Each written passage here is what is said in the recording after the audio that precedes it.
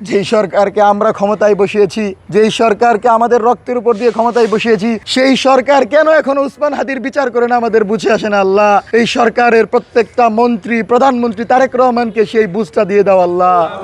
আল্লাহ, তাকে যারা হত্যা করেছে সেই নরপিচাচদেরকে যেন আমরা প্রকাশ্যে ফাঁসির দড়িতে ঝুলতে দেখি, সেই হিম্মত দান করে দাও।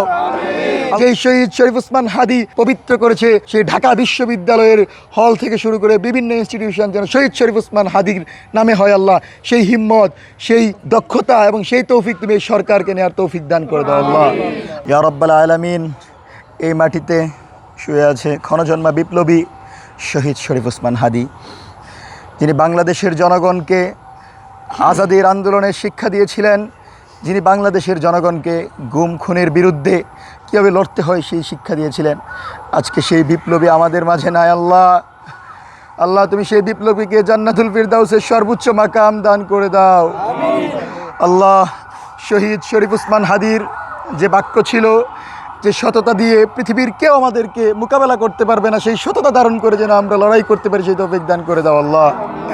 আল্লাহ, যুগ যুগ ধরে শহীদ শরীফ উসমান হাদির যে আকাঙ্ক্ষা ছিল, তার যে শিক্ষা ছিল, বাংলাদেশের তরুণরা যেন সেই শিক্ষাকে নিয়ে আগামীর বাংলাদেশ, সোনার বাংলাদেশ বিনির্মাণ করতে পারে সেই তৌফিক দান করে দাও আল্লাহ। আল্লাহ, তাকে যারা হত্যা করেছে সেই নরপিচাচদেরকে যেন আমরা প্রকাশ্যে ফাঁসির দড়িতে ঝুলতে দেখি, সেই হিম্মত দান করে দাও আল্লাহ। এই ঢাকা বিশ্ববিদ্যালয়ের মাটিকে যেই শহীদ শরীফ উসমান হাদি পবিত্র করেছে, সেই ঢাকা বিশ্ববিদ্যালয়ের হল থেকে শুরু করে বিভিন্ন ইনস্টিটিউশন যেন শহীদ শরীফ উসমান হাদির নামে হয় আল্লাহ, সেই হিম্মত, সেই দক্ষতা এবং সেই তৌফিক তুমি এই সরকারকে নেওয়ার তৌফিক দান করে দাও আল্লাহ। আল্লাহ, খাস করিয়া শহীদ শরীফ উসমান হাদির সেই শিশু সন্তান, যিনি কেবল বাবা বাবা বলা শিখেছিলেন, আজকে তার বাবা নাই। পৃথিবীর প্রত্যেকটা মানুষ সবচেয়ে আপন তার পিতার কাছে আল্লাহ।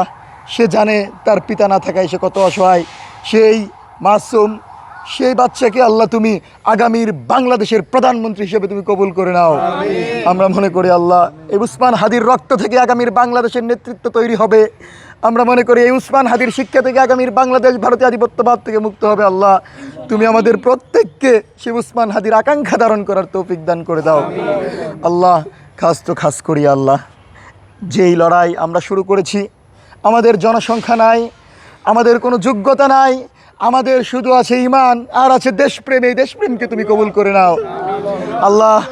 আমরা আজকে খুবই অল্প সংখ্যক, নগণ্য আমরা দাঁড়িয়েছি, কিন্তু আমরা বিশ্বাস করি সেই শহীদের আত্মা এবং ফেরেশতারা আমাদেরকে সহযোগিতা করছে। সেই সহযোগিতার মতো, বদরের মতো আবারও আমাদেরকে চূড়ান্ত বিজয় দান করে দাও আল্লাহ। আল্লাহ, এই মাটিতে যেই শহীদ শরীফ উসমান হাদি শুয়ে আছেন, সেই শরীফ উসমান হাদির যে সৈনিকেরা আজও বাংলার জমিনে একটা ইনসাফ, একটা ন্যূনতম ইনসাফের রাষ্ট্র প্রতিষ্ঠার লড়াই করছে আল্লাহ, সেই সৈনিকদেরকে তুমি তোমার রহমতের চাদরে, নিরাপত্তার চাদরে আবৃত করে দাও আল্লাহ।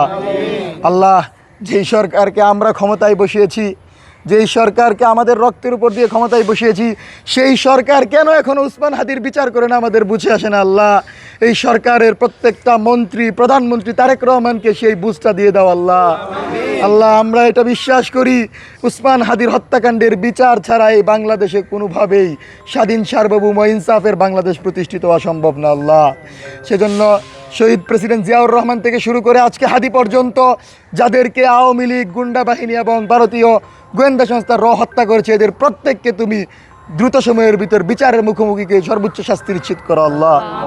তো আল্লাহ, আমরা যারা দাঁড়িয়েছি আল্লাহ, আমাদের একটাই লক্ষ্য, পৃথিবীর সকল সম্পদের বিনিময়েও যেন আমাদেরকে কেউ কিনতে না পারে সেই পরিমাণ ঈমান এবং হিম্মত আমাদেরকে দান করে দাও।